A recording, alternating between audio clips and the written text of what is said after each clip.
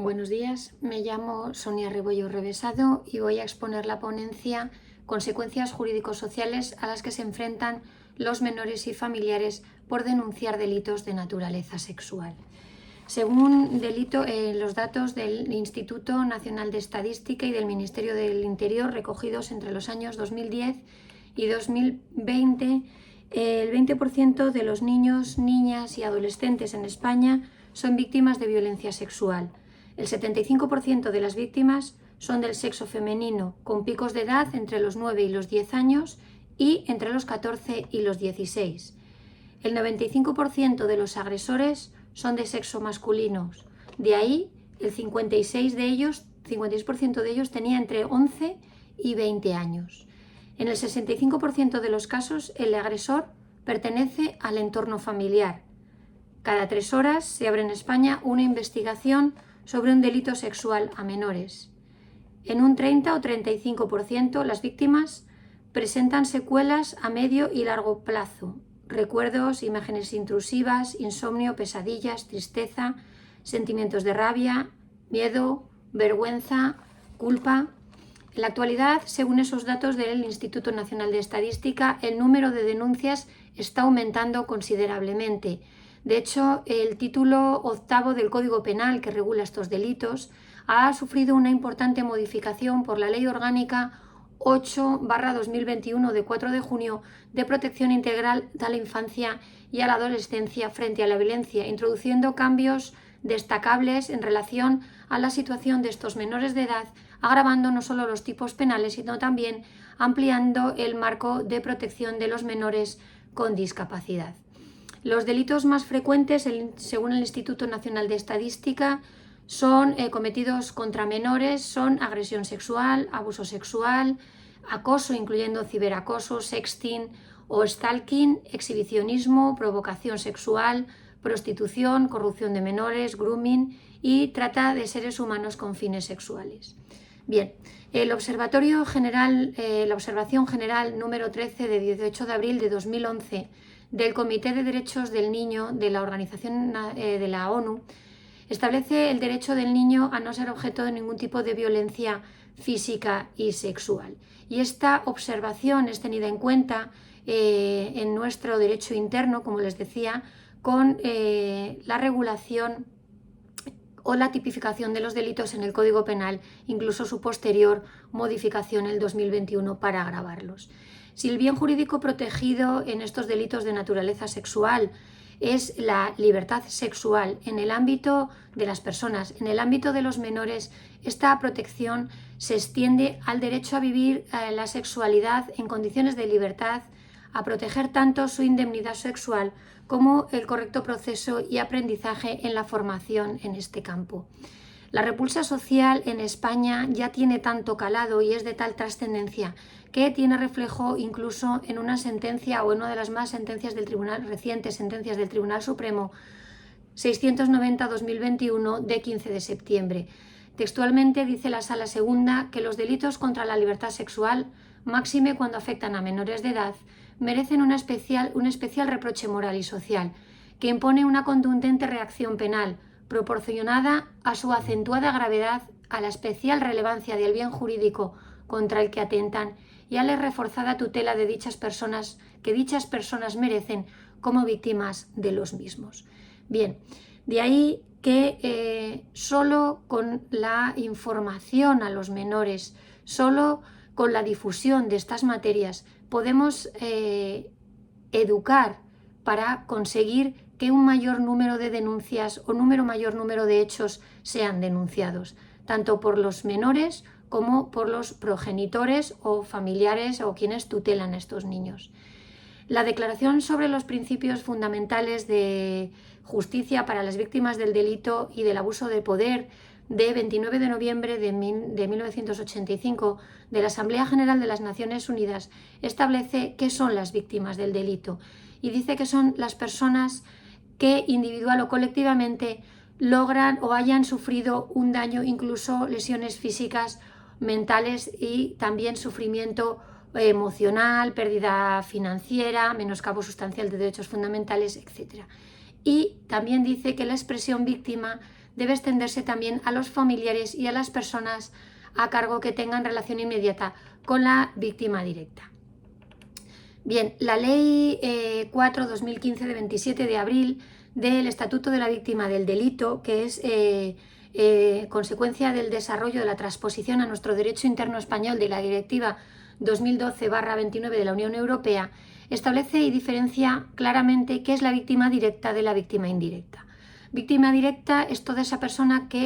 física que ha sufrido un daño o perjuicio sobre su propia persona o patrimonio, sean lesiones de carácter físico, psíquico, daños emocionales u otros perjuicios económicos. Y también ahora ya sí se incluye y se especifica víctima directa a todos estos familiares relacionados con los anteriores. Bien, Sanz Hermida considera que la ampliación del concepto de víctima que se hace en el Estatuto de la Víctima va íntimamente ligada al ámbito jurídico-social en el que vaya a ser utilizado, pudiendo variar según se trate de delimitar su estatuto jurídico en el proceso penal, las personas con el derecho a una asistencia efectiva por parte del Estado, o en el ámbito civil las personas que están legitimadas para la obtención de una reparación o restitución o indemnización por los daños o perjuicios causados. A los efectos de este estudio interesa en relación con las víctimas aquellas o el concepto de víctima atendiendo a la ayuda psicológica o psiquiátrica por un delito violento o sexual, la investigación que sobre el fenómeno de victimización o el acto del proceso de convertir a una persona en víctima por medio de la violación de sus derechos como actos deliberados o involuntarios que le hacen daño. Y también interesa el papel de la víctima desde el punto de vista del proceso penal. Dicho esto, sabiendo qué es la víctima directa, qué es la víctima indirecta, debemos conceptualizar cuáles son los tipos de victimización. Está claro que la victimización primaria es aquella que le afecta directamente a la persona que ha sufrido el ilícito penal, que ha sufrido el daño y sufre directamente las consecuencias del delito. Victimización secundaria o revictimización implica revivir esa situación violenta sufrida e implica daños y perjuicios psicológicos, sociales, judiciales o económicos que se producen en un momento posterior a la causación del delito y que suponen una forma de violencia institucional porque se refieren a la mala o inadecuada atención que recibe la víctima una vez entra en contacto con el sistema policial o el sistema judicial. Finalmente tenemos la revictimización terciaria, que es derivada del trato dado a la víctima, al autor del delito, a sus familiares, al entorno de ambos. Por tanto, esta victimización terciaria afecta a la víctima, afecta a todo el entorno familiar de la víctima o incluso también de los autores y supone etiquetarla y estigmatizar a las personas indicadas por haber tenido relación con ese autor o esa víctima y supone recibir una respuesta negativa de la sociedad porque les hace implícitamente responsables del delito cometido o por no haber guardado la diligencia debida en el cuidado de estos menores. Y también pues generando en la sociedad tanto un exceso de compasión respecto de la víctima como también un exceso de pena para los autores de las mismas. Es verdad que el derecho español en el Estatuto de la Víctima ha asumido o ha regulado cuáles son sus derechos básicos y sus derechos procesales, pero lo cierto es que en la práctica los cuerpos, fuerzas y seguridad los cuerpos y fuerzas de seguridad y la Administración de Justicia han asumido el papel de las víctimas durante el proceso penal, sobre todo cuando no se personan como acusación particular. El primer momento y la primera de las cuestiones que se deben trabajar es conseguir que el menor lo cuente a un adulto. Y cuando el menor lo cuenta a un adulto, los padres, primero, por supuesto, el estupor y la falta del choque emocional que para ellos supone recibir esta información, deben basar su intervención en dar credibilidad y en acompañar y en proteger a los menores. Y en esta protección es donde intervienen los padres de forma directa porque son quienes han de acudir a la autoridad policial y judicial para poner en conocimiento de ellos los hechos que han ocurrido. Bien, y aquí es donde comienza el calvario real de la victimización secundaria y terciaria de las que he hecho mención anteriormente.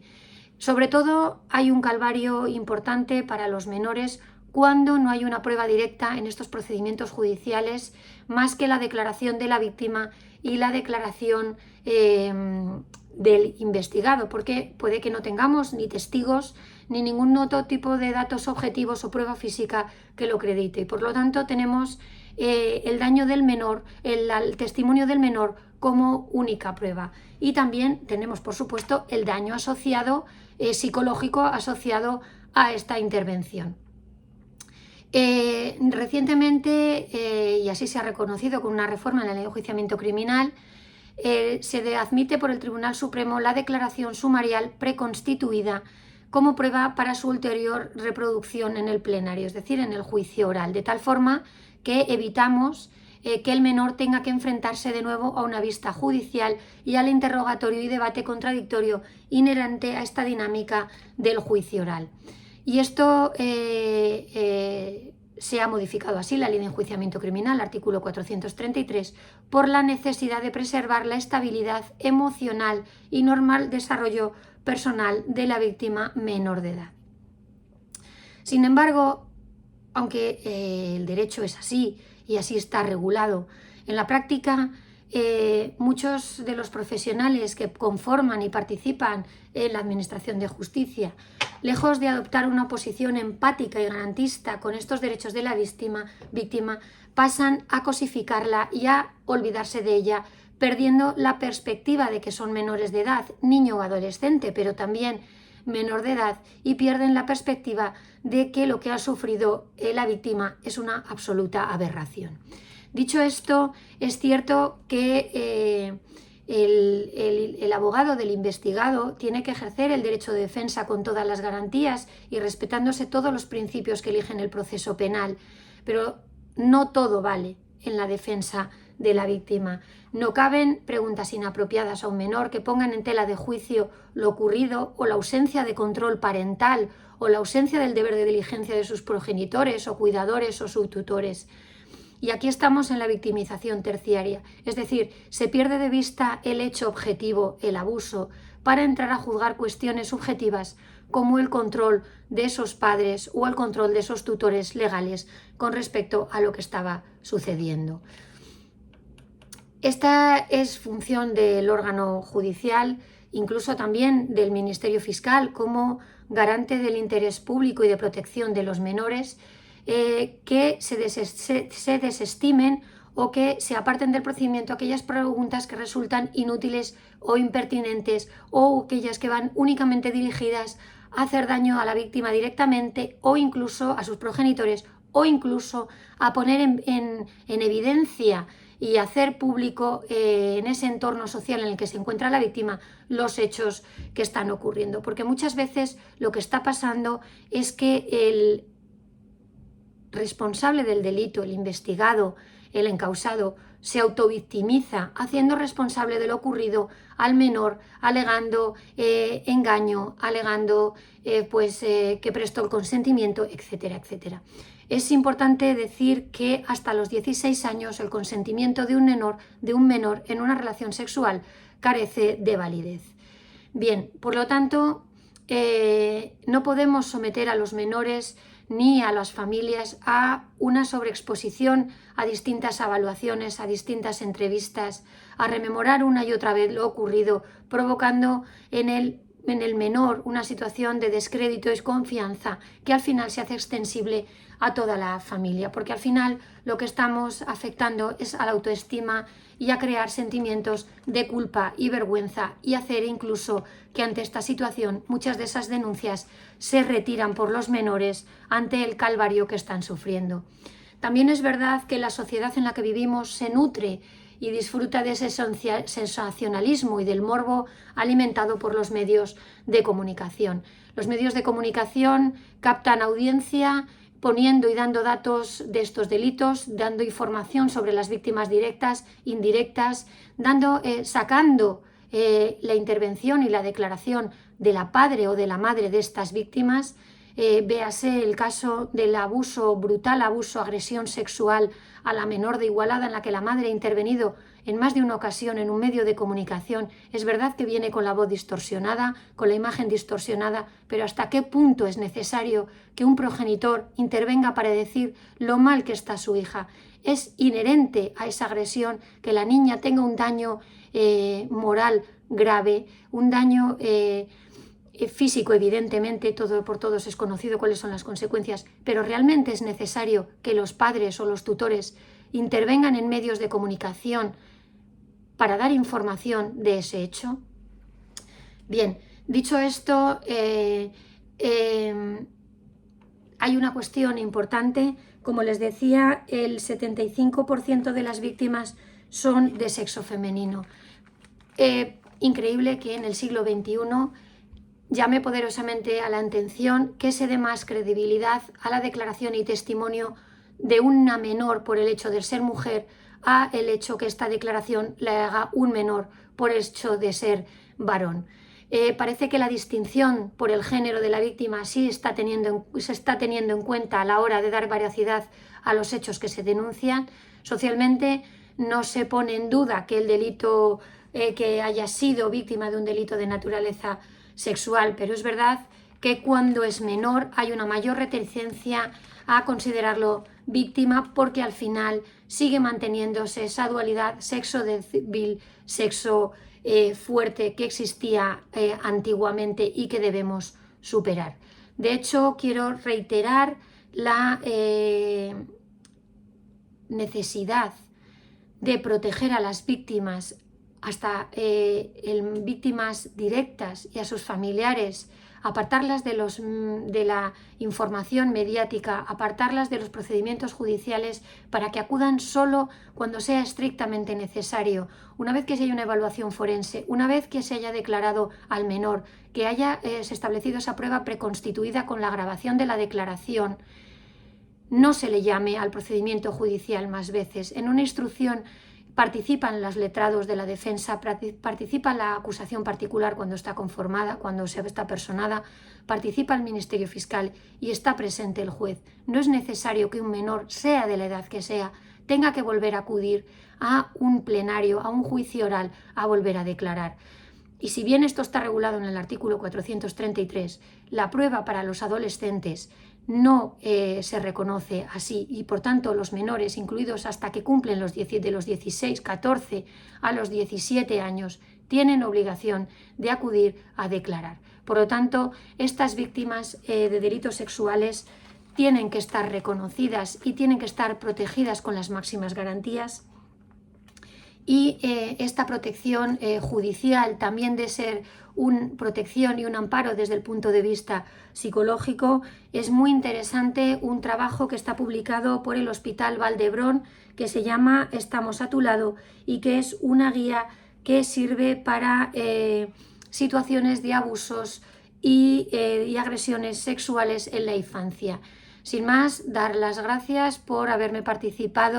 permitido participar en este congreso. La materia entiendo que es delicada, pero sí es cierto que cuantos más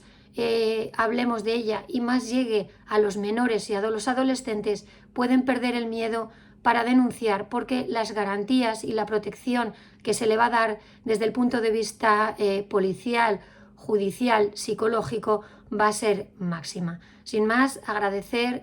a todos los oyentes su asistencia a esta ponencia. Muchas gracias.